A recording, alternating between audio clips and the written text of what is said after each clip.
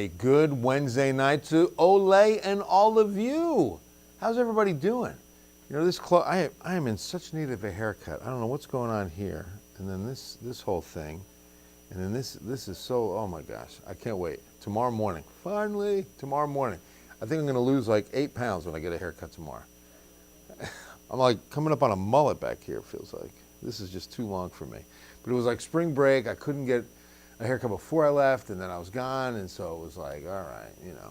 But we had a nice spring break, family up in Hideaway, Texas. I don't know if anybody knows where that is, up near Lindale. It's a wonderful little community southeast of Dallas, right off I-20. Jamie's grandma lives there, and I love the community. I love her grandma so much. I wish we could go once a month, honestly. Or I wish she'd come stay with us for a while. But she loves it up there, loves her home.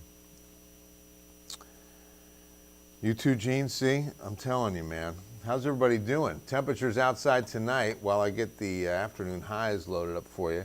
So we're still in the mid-70s, still in the mid-80s. Pearsall and Cotulla right now, incredible. Show you the highs this afternoon. 91 Cotulla, about the same at Pearsall. I did, Stephen, thanks so much. It was a good, restful time away. Yeah, we had 1/4 of an inch yesterday, and I don't think a lot of you, south of San Antonio will get any of this next chance. Mayor of Lytle, Alejandro, is here. Good to see you, man. Julie from the UC. An event, all right, I'm in. Let me know. Maybe I can do it, maybe I can't, but we'll figure it out. btaylor@kens5.com if you don't mind on any event request. No pigweed, David. I've had a craving all day for a ham sandwich. Okay, hook, line, and sinker. You got me. But it's been mold, oak. I'll take a look at that here. Yeah, now we got the high. We hit 80 in San Antonio. That late afternoon sunshine, temperatures boosted. I mean, we were hovering around the low to mid 70s, and then the sun comes out at like 4:30, 5 o'clock, and then all of a sudden the temperatures climb to 79, 80 is our official high. I'd like to see the climate summary on exactly what time we hit that. But before I do that, I'll show you the pollen numbers, and you can see what we got there. Let's take a look. We saw them go up a little bit, actually. You can see that too.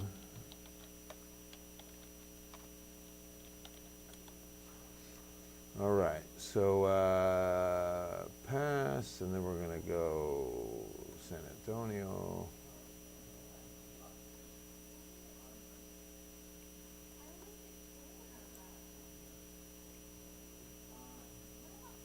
Observed. There we go. Okay. At 3:45. So this is saying 79, even though I got 80 on the, okay, 79 at almost 4 o'clock. But yeah, more molds, more oak, hackberry, mulberry, stay nice and light. All right, so I mentioned, let me first see anything else. Hi, Lisa. D-Town's here. What's up, Nikki? Hope the Hannes is going well. I did. Oh, thank you, Olay. Great videos. Let's keep those coming. Next weather event, send them right to me at btaylor@kens5.com. Fantastic videos. I appreciate you, brother. Oh, wow. A PR for Olay on an 8-mile walk, 8.18. Congrats, brother. That's a good walk. I wonder, how long did it take you?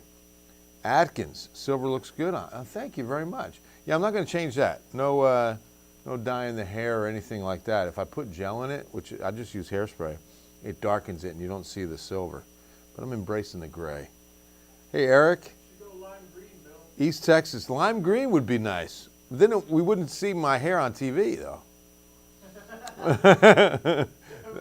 That would look pretty wild, wouldn't it? Oh, no, I don't think I could do that, Alejandro. So, Eric, yeah, Lindale, yeah, it's right there. And Thursday night, we had tornado warnings on either side, or both sides of us, north and south of where we were at Hideaway. I love Lindale, that whole area. I just really like it. And you're about an hour's drive to Dallas if you want to do something in Dallas. All right, so the planets. This is going to be so cool. Beginning Saturday, and here's the good news. We've had a lot more cloud cover than clear sky lately. we should get the clear skies in time for 5 planets visible. Look at this. Now remember, this will be naked eye. It's always better with even binoculars, but a telescope is best. And when you see a planet, to differentiate from a star, you will not see any twinkling. That's when you know. When you just see a steady light, no twinkle to it, that's definitely a planet. Above the moon will be Mars, then Uranus, Venus, Jupiter, Mercury. So you'll see them right down the line in the western sky beginning Saturday night. Do it Saturday night. When I say the 25th is when it begins, I want you to make sure you get out there on the 25th, because the night of Sunday night, Monday night, Tuesday night, a lot of cloud cover is coming in, or is at least expected on those nights, as we look, in the future on the 7-day forecast and all. So I think Saturday night, we will be beautiful. I mean, we'll be clear by Friday night behind this next system that's coming through. And that's why Saturday night is probably going to be the best night of viewing of those 5 days. Those planets will be visible. Very dark. Oh, yeah. That's the best place to go, Nikki, away from city lights. Hi, Maria. Yeah, thanks, Ole. 3 hours. What does that mean? Oh, 3 hours on the 8.18. Wow. 3 hours of walking. Boy, you could like do an entire novel, audiobook novel, right? You can like walk from here to, you can walk here to San Antonio. Well, I don't know about that. I love doing that on Google Maps whenever you can. They give you the walk option just for fun. All right, so let me show you what the setup looks like. We had a pretty good Pacific. In fact, why don't we start there and take a look at water vapor out west. Tornadoes in Southern California. Can you believe it? They have not gone out for storm survey and determined what scale it is on the Fujita scale, but a tornado possible in Southern California, which is very rare. So big upper level low that you're going to see on the spin here, dropping into southwest United States, okay? You see the enhancement of that Pacific moisture on water vapor, but that's that big upper level system. In fact, we might even be able to take a look at some of the rain associated with it, and you can see the tightly wrapped isobars right around that low. That's the low itself, and those bands came in a possible tornado in Southern California. Now you see how those isobars are stacked up? That's definitely a good amount of upper air energy, and so that's all shifting eastward and into West Texas by tomorrow. Tomorrow night is when it starts to throw up a few storms, when we get the Pacific front to slide in and have that surface feature as that trigger, okay? So that's, again, where we expect some of the rain to develop. So, before we go to future radar, let me show you what we've got on timing here. And notice positioning as well. As that trough of low pressure drops a little farther south over El Paso, this is going to be Friday early, okay? Late Thursday night, maybe like midnight to 2 a.m. Friday. But look how it quickly opens up. Like, it doesn't really stay nice and tight. That trough levels off a little bit. And as it does that, there you go. That's almost, just too far north to have any impact on San Antonio and areas south. But certainly North Texas will be in a higher risk area. And then you can see by Saturday we get into a quick zonal flow, and that's why Saturday is going to be so gorgeous. Beautiful weather Saturday. And then by Sunday, we already start getting a southwest wind. Surface moisture is going to be on a quick return flow. That's why I think we get cloud cover. We won't see a big rush of humidity on Sunday, but we'll definitely see cloud cover return as early as Sunday, Monday.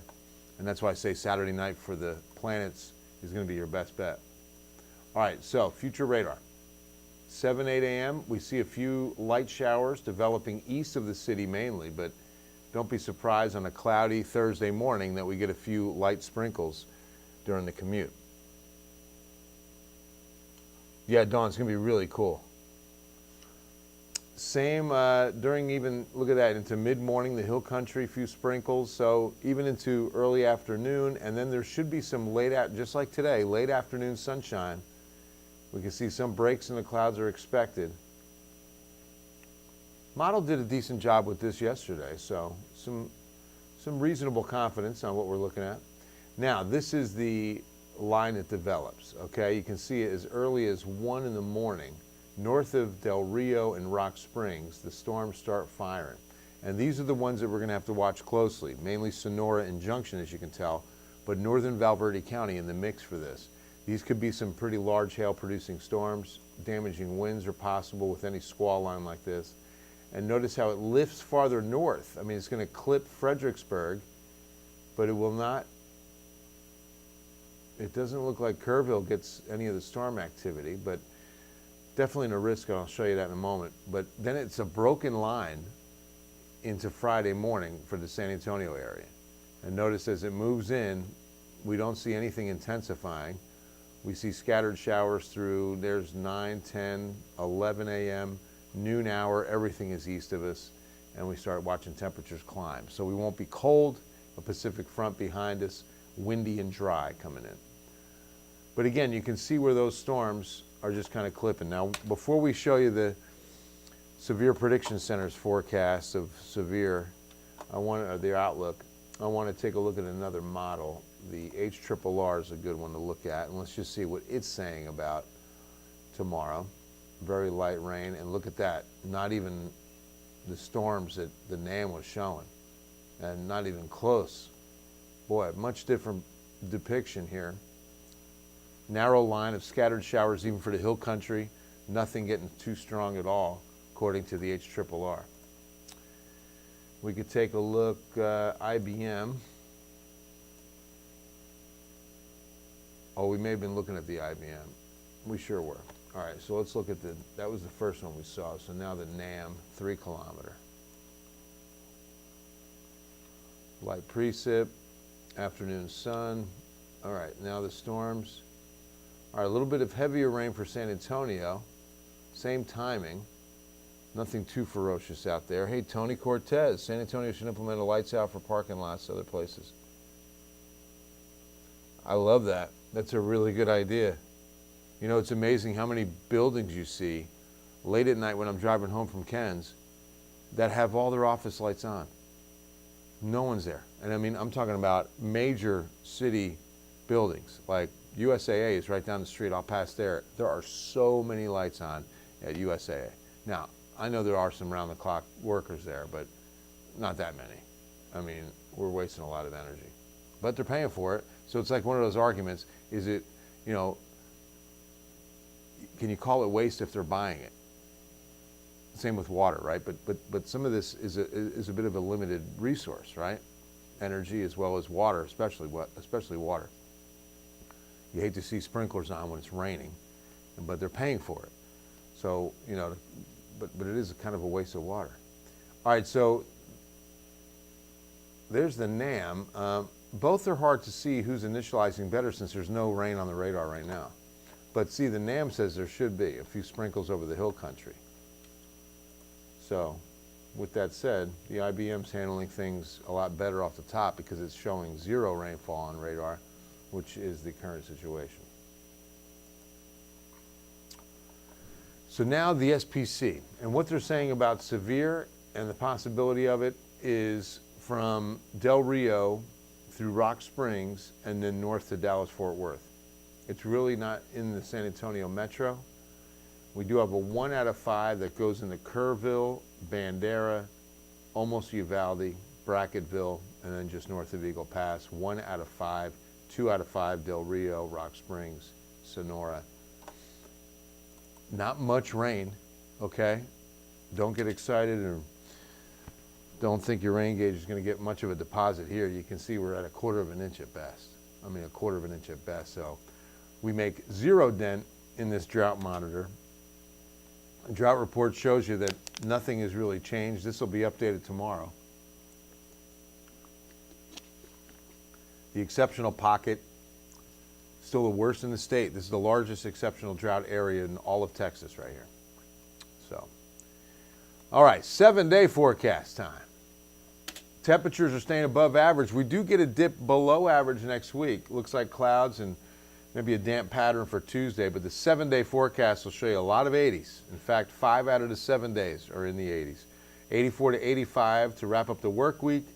20% chance of the light rain tomorrow with a little bit of morning fog, a sunny afternoon with a good breeze out of the south and southeast. In fact, it's going to be a windy afternoon and evening on Thursday. Friday, 50-50 up until noon at the latest, maybe as early as 10 or 11. The rain is east of us, and we get afternoon clearing. We're going to get a lot of sun Friday afternoon. Clears out fast, 85. North and northwest winds are very gusty, and that's going to lead to a fire danger threat because of the high winds and the dropping humidity. Then we go into Saturday, Sunday, beautiful, beautiful. Low humidity, 54 Saturday to 80, 56 Sunday to 81. We'll start seeing clouds increase Sunday, and then look at all the clouds through the 29th and even into the maybe 30th. So that's why I say Saturday on that planet viewing is going to be the best day of the bunch. Not bad at all. Rain chances, I wish we could be a little bit better. But you know what makes everything better? Check in with Julie on what's coming up on Ken's 5 News at 10. I'm checking with Julie on what's coming up on Ken's 5 News. I said it's Ken's 5 News on Ken's 5 Television. Ken's 5 News. We're checking with Julie on what's coming up on Ken's 5 News. He keeps going, all right? Julie! Bill, you made up for last night. I love it. I did. I had to come strong. I was disappointed. Last night, if you were with us, there's no we about it. Yeah, exactly, Bill. No mouse in my pocket here. It was me and only me that really kind of went off the rails at the end. It had been so long. I kind of forgot the words. How dare you? It had been a while. Well, that's very gracious. Thank you. How are you? I'm good. How are you? I'm doing good. I went to one of the oldest schools in San Antonio today. Which school is that? We're going to show some of the pictures this evening. Ooh, I'm yes, just going to let that be a mystery tease there. 1904. No way. Yeah, really cool. And what's interesting, it's got a German name. So, you know, the German influence of San Antonio is pretty wide-reaching, I'll call it. Mm-hmm. Pretty impressive. We've got Wurzbach, Fredericksburg, Hebner, right? All these German there you go, yeah. names for our roads. And it's not just New Braunfels, right? And Fredericksburg. I mean, it's a lot in San Antonio, too. It definitely is. I did not know that coming to San Antonio. Learned a lot. Yeah. See? So, that's right. You're a little West Texas gal. I am a West Texas gal. Midland, Texas. Midland, Texas. Yeah. Shout out. Check in with Midland on sorry. So what's coming up tonight? All right, tonight, of course, we have the whole crew, but a special piece from Marvin tonight. We've got Marvin Hurst in tonight's show? Yes, we do. We have a Marvin Hurst piece. Marvelous Marvin never disappoints. Never. Take it from me, you will not want to miss tonight's 10. Marvin Hurst, one of the best writers I've ever seen and heard. No, exactly. This piece is just an incredible What's he on piece. tonight? Or do you want to save it? We're going to save it, but just know, you should really tune in tonight. See, because Marvin Hurst, it's kind of like the name above the movie line. Yeah. You know what I'm saying? All you gotta know is that he's in it. Yeah. It's like when it's a Tom Cruise movie, it's like Tom Cruise in Mission Impossible 7 or whatever he's up to now. There you right? go. Yep, This I is totally Marvin agree. Hurst, so you don't need the name or the content. You just now know Hurst That is you need coming. to watch, yes. Marvelous Marvin Hurst. So stay tuned tonight at 10. Please watch that. We got a lot of other great stories in our newscast tonight. Okay, not my favorite, but close, because Marvin's is, of course, my favorite.